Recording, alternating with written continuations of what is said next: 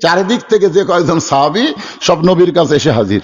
ও গো আল্লাহর নবী, আমরা শুনতে পাইলাম আল্লাহ নাকি আপনাকে 5 ওয়াক্ত নামাজ দিছে, আপনি নাকি আল্লাহর আরশে গেছিলেন, আল্লাহর সঙ্গে আপনার মেরাজ হয়েছে, আপনি জান্নাত জাহান্নাম দেখছেন, আপনি বাইতুল মুকাদ্দাসের মধ্যে 2 রাকাত নামাজ পড়াইছেন। আল্লাহ রাসূল বলে তোমাদের মনের খবর কি? বলে আমরা সবাই বিশ্বাস করেছি। জোরে কোন সুবহানাল্লাহ। হুজুর আপনি একটু বলেন তো আল্লাহর সাথে আপনার কেমনে সাক্ষাৎ হলো? মানে সাক্ষাৎ তো হয়েছে বিশ্বাস করি, কিন্তু সাইজটা কিরকম? তো রাসূল এভাবে হাত দেখালেন, আমার দিকে তাকান, এভাবে তীর ধনুক আপনারা দেখেন না, এই ধনুক, এই ধনুকের মতো এক পাশে লা ইলাহা ইল্লাল্লাহ আর এক পাশে আমি মুহাম্মাদুর রাসূলুল্লাহ। ওমর ফারুক বললেন ইয়া রাসূলুল্লাহ, এই নামাজ পড়লে কি হবে? যে নামাজ আল্লাহ আপনাকে দিল, এই নামাজ পড়লে আমাদের হবেটা কি? আল্লাহ তাআলা বললেন ইন্নাস সালাতা তানহা আনিল ফাহশাই ওয়াল মুনকার, একমাত্র নামাজই পারবে মানুষকে যাবতীয় খারাপি থেকে বাঁচাই দিতে। আমি সংক্ষেপে এটা একটু একটু বন্ধ করে দিয়ে একটা কথা বলতেছি। এই যে বছর রাসূল মেরাজ করেছিলেন এটা হলো নবুয়তের 10ম বছর। জোরে কোন কত বছর? এরপরেও কিন্তু নবী 3 বছর মক্কায় ছিলেন, কিন্তু নামাজ কায়েম করতে পারেন নাই। আল্লাহ যেখানেই নামাজের কথা বলেছেন কোরআনের প্রথমেই দেখেন আল্লাহ বলতেছেন জালিকাল কিতাবু লা রাইবা ফি হুদাল লিল মুত্তাকিন আল্লাযীনা ইউমিনুনা বিল গায়বি ওয়া ইউকিমুনাস সালাহ। কি বুঝতেছেন? কোরআনের এখান থেকে শুরু, সর্বমোট 82 জায়গা। জোরে কোন কয় জায়গা? এ কথা বলা লাগবে। 82 জায়গায় আল্লাহ নামাজ কায়েমের কথা বলেছে, এক জায়গাও আল্লাহ বলেনি যে নামাজ পড়ো, একটা জায়গাতেও আল্লাহ বলেনি নামাজ পড়ো। কিন্তু নামাজ পাওয়ার পরে কায়েমের আয়াত নবীর উপর নাজিল হচ্ছে, কিন্তু আল্লাহ নবী নামাজ কায়েম করবার পারতেছে না। 3 বছর নবী নামাজ পাওয়ার পরে গোপনে গোপনে নামাজ পড়িছেন, নামাজ কায়েম করতে পারেননি। নবী বললেন আল্লাহ আপনি সবসময় খালি বলেন আকিমুস সালাত, নামাজ কায়েম করো, কিন্তু আমরা তো কায়েম করে পারতেছি না।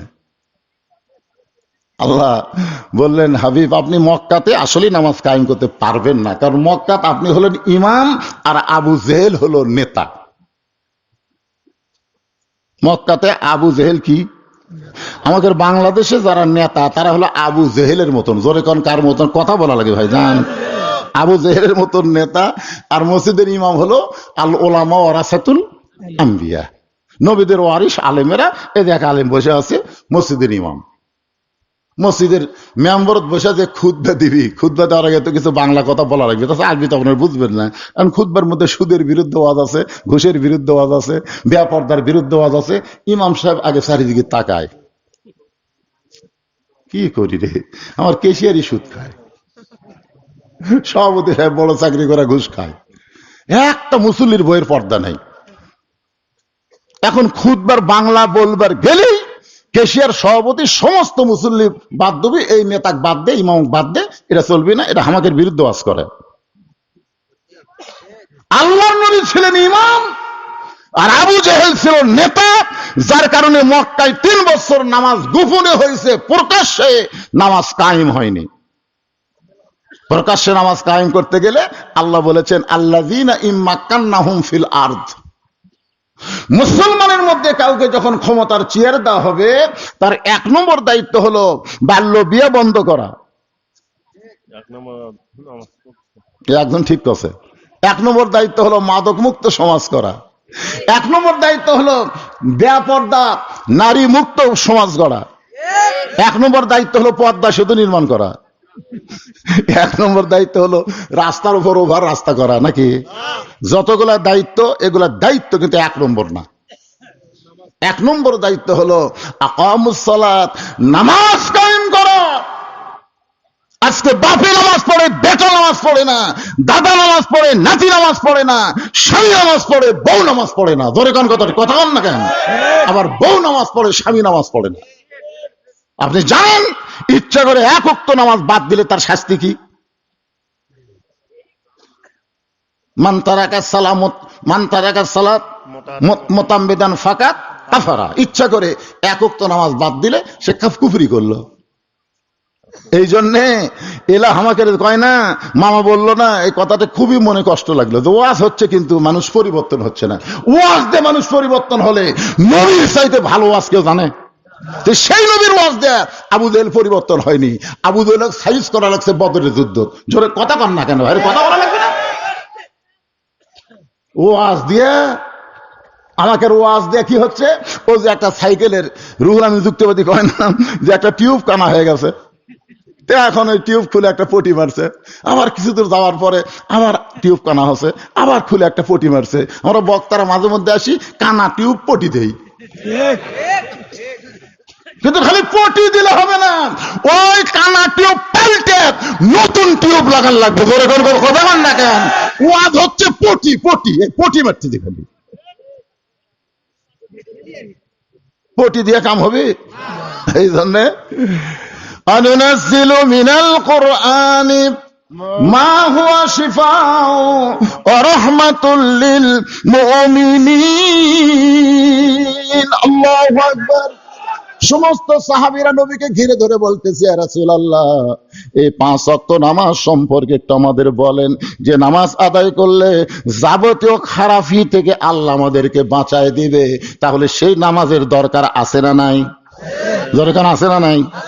খালি বাংলাদেশে নামাজ কায়েম হয়ে যায়, প্রত্যেকটা ছেলের হাতে 5G কেন 6-7G মোবাইল থাকবে, ওরা কোনোদিন অশ্লীল ভিডিও দেখবে না, দেখবে না।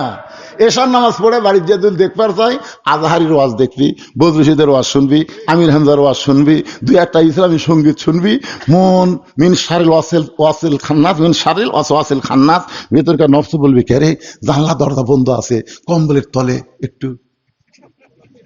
একটু সাইজ করে একটু অপেরা মিনিট একটা টিপি দিত, তখন ইমান বলবে, পাগলা জানলা দরজা বন্ধ থাকলে কি হবে রে, আমার আল্লাহর চোখ বন্ধ নাই। জোরে কোন কথা ঠিক কিনা? যারা নামাজ পড়ে তারা বিশ্বাস করবে কেউ না দেখলেও কে দেখতেছে। এই নামাজটা যখন কায়েম হবে তখন এই বিশ্বাস আসবে। একটু মনোযোগ। আল্লাহ নবী বললেন, সাহাবীরা রে, সর্বসাকুল্য আল্লাহ তাআলা আমাকে 5 ওয়াক্ত নামাজ দিয়েছে। ফজরের ফরজ হলো 2 রাকাত। আমার কথার দিকে খেয়াল করবেন, ফজরের ফরজ হলো কয় রাকাত? ফজরের ফরজ হলো 2 রাকাত।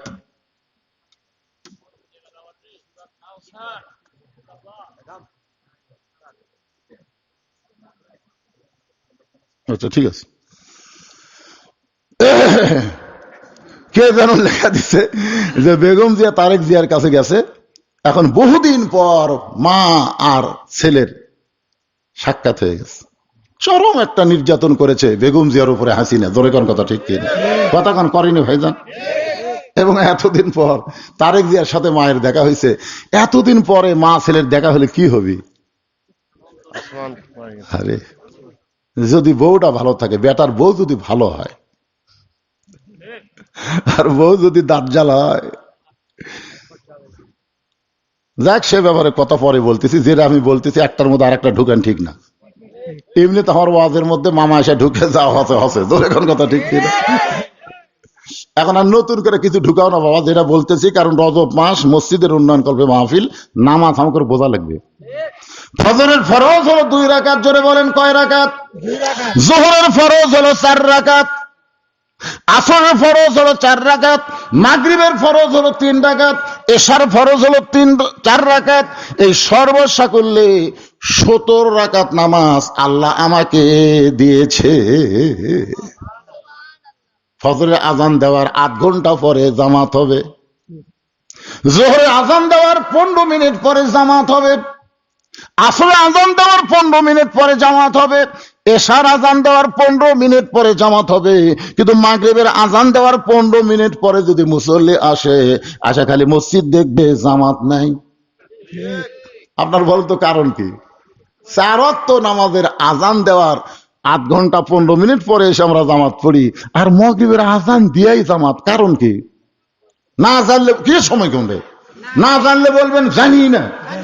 আরো জোরে আপনারা বলেন তো, ফজর 2 হলেও জোর, যোহর 4 হলেও জোর, আসর 4 হলেও জোর, এশা 4 রাকাত ফরজ জোর, কিন্তু মাগরিব 3 রাকাত হলো জোর। কারণ কি? হ্যাঁ, আজকে জানেন, একটু মনোযোগ দিয়ে শুনুন, আজকে জানার দরকার আছে নাই। ওমর ফারুক বলেন, রাসূলুল্লাহ, এই মাগরিবের 3 রাকাত ফরজ নামাজ আযান দেওয়ার পর পরই কেন পড়া লাগবে, আর এই 3 রাকাত বেজোড় কেন হলো? এই নামাজ পড়লে আমাদের লাভটা কি? একটু মেহেরবানি করে বলেন। আল্লাহ নিয়ে বললেন, সাহাবীরা রে, আমার উপর আল্লাহ যেই কোরআন নাজিল করেছে, এই কোরআনের মধ্যে একজন নবী আছে, যেই নবীর নাম হলো ইয়াকুব নবী। জোরে বলেন, নাম কি? যারা পারেন তারা আমার সঙ্গে একটু গুনগুন করে বলবেন, ইয়াকুব নবী বাস করিতেন কেনানে, সবার চাইতে ভালোবাসতেন ইউসুফকে।